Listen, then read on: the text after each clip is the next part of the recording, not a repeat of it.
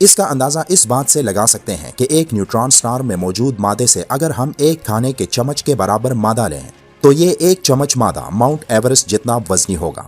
یہ ایک حیران کر دینے والی سچائی ہے کہ 1400 سال پہلے ایک کتاب میں ان تمام باتوں کا ذکر ہے، جب کارل سیگان کے باپ دادا بھی پیدا نہیں ہوئے تھے، جس نے کہا تھا کہ انسان ستاروں کی باقیات سے بنا ہے۔ اس کا مطلب ہی یہی تھا کہ ایک ختم ہونے والے ستارے میں وہ تمام ایلیمنٹس موجود ہوتے ہیں جس سے زندگی کا آغاز ہوتا ہے، اور اللہ نے ان آیات میں ہمیں بتا دیا کہ انسان اچھلتے ہوئے پانی سے بنا ہے۔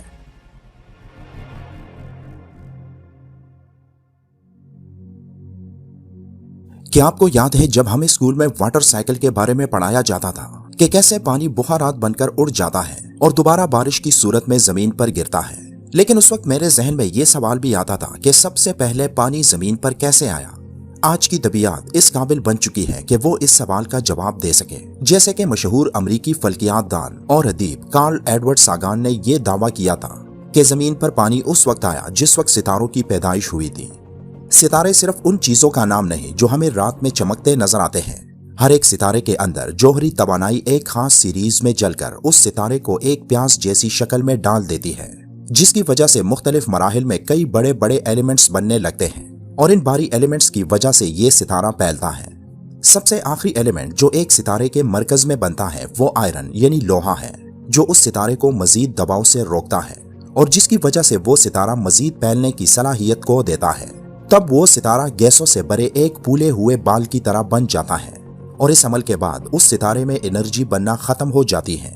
کیونکہ ایک ستارے کی انرجی اس کے اندر جوہری توانائی کے مسلسل جلنے کی وجہ سے ہوتی ہے۔ لیکن جب آئرن اس ستارے کے مرکز پر قابض ہو جاتا ہے تو تب یہ سلسلہ رک جاتا ہے، کیونکہ لوہا جلتا نہیں، اور تب ایک ستارہ اپنے اندر موجود انرجی کو خالی کر دیتا ہے، اور یہی ایک ستارے کا اختتام ہوتا ہے۔ اپنے اختتام کے وقت ایک ستارہ زوردار دھماکے سے پھٹ جاتا ہے، جسے سپر نووا کہا جاتا ہے، اور سپر نووا کے بعد ایک ستارے کا صرف مرکز یعنی کور اس ستارے کے ملبے کی شکل میں باقی رہ جاتا ہے۔ تب وہ ملبہ ایک نیوٹران سٹار یا ایک پلسار سٹار کہلاتا ہے، جو انتہائی گاڑھا ہوتا ہے۔ اس کا اندازہ اس بات سے لگا سکتے ہیں کہ ایک نیوٹران سٹار میں موجود مادے سے اگر ہم ایک کھانے کے چمچ کے برابر مادہ لیں تو یہ ایک چمچ مادہ ماؤنٹ ایورسٹ جتنا وزنی ہوگا۔ وہ سپر نووا اس ستارے کے اندر موجود ایلیمنٹس کو کائنات میں پھیلا دیتا ہے، اور یہ وہی ایلیمنٹس ہوتے ہیں جن سے دوسرے ستارے، سیارے اور ہماری زمین پر ہر چیز بنی ہے، یہاں تک کہ ہمارا جسم بھی۔ 2014 کے ایسٹرو فزکس جرنل میں شائع ہونے والی ایک ریسرچ کی مالک گور اکنابل آل بیگووچ اور ان کی ریسرچ ٹیم نے پٹ کر بکھر جانے والے ستارے کو کائناتی سیمنٹ مکسر قرار دیا تھا۔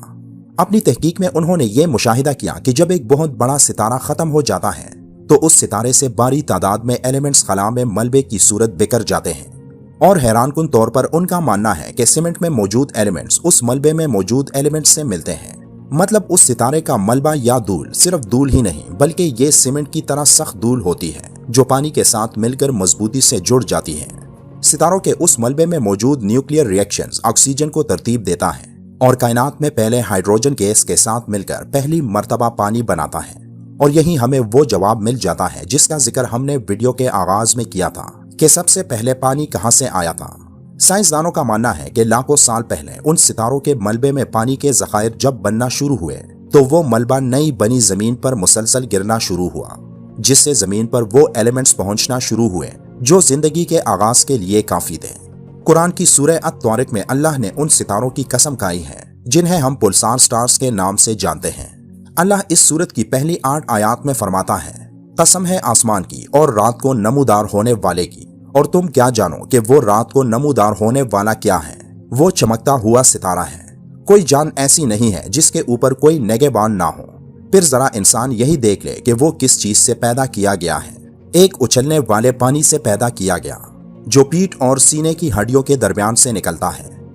یہ ایک حیران کر دینے والی سچائی ہے کہ 1400 سال پہلے ایک کتاب میں ان تمام باتوں کا ذکر ہے، جب کارل سیگان کے باپ دادا بھی پیدا نہیں ہوئے تھے، جس نے کہا تھا کہ انسان ستاروں کی باقیات سے بنا ہے۔ اس کا مطلب ہی یہی تھا کہ ایک ختم ہونے والے ستارے میں وہ تمام ایلیمنٹس موجود ہوتے ہیں جس سے زندگی کا آغاز ہوتا ہے،